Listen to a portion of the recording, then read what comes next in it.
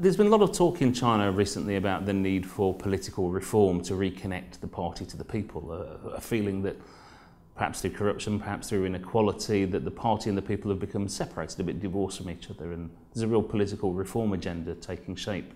How to give people more of a voice in the political process, how to deal with corruption. And these are very important things, but for me, I think it misses one of the bigger political reforms that is absolutely essential. And that's not something that's overtly political. It's actually something that appears to be overtly economic and very technical. And that's challenges that emerge from the financial system in China. The way that China responded to the financial crisis in 2008-2009 was to pump huge amounts of money into the economy. And they did this primarily through expanding bank loans. Now, local governments in China aren't formally allowed to borrow from the banks, but what they did was establish their own investment companies that then borrowed from the banks and invested in projects, often infrastructure projects. There was an astonishing amount of liquidity, 9.6 trillion renminbi of new loans in the banking system in 2009. To give a bit of context, that was double the previous year. The problem now is that these debts are coming due for repayment, and many local governments simply can't repay, and many of their companies simply can't repay as well. So we have in the short term this problem of potential bad debts. At the same time, we've got bubbles emerging in large parts of the economy.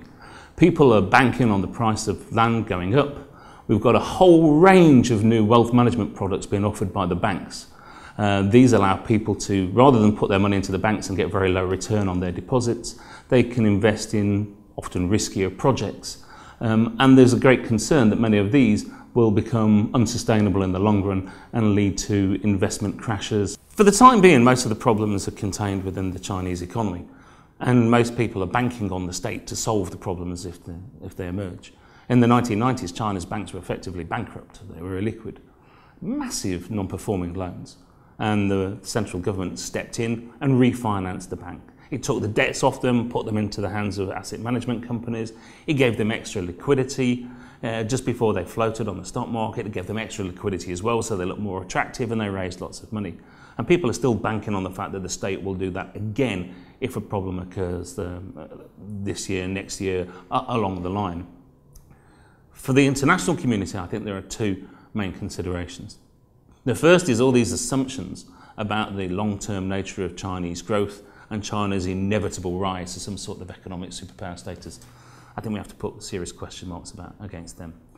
A crisis probably will be averted by the state stepping in again, but I don't think we can assume that this long-term pattern of growth is sustainable. In fact, people in China have been arguing this for many years. The second thing is there does seem to be money in China that wants to get out. The people are now looking to bank on external economies rather than Chinese economy, and it could well have a consequence on the amount of money that is trying to get out of China and into different international economies.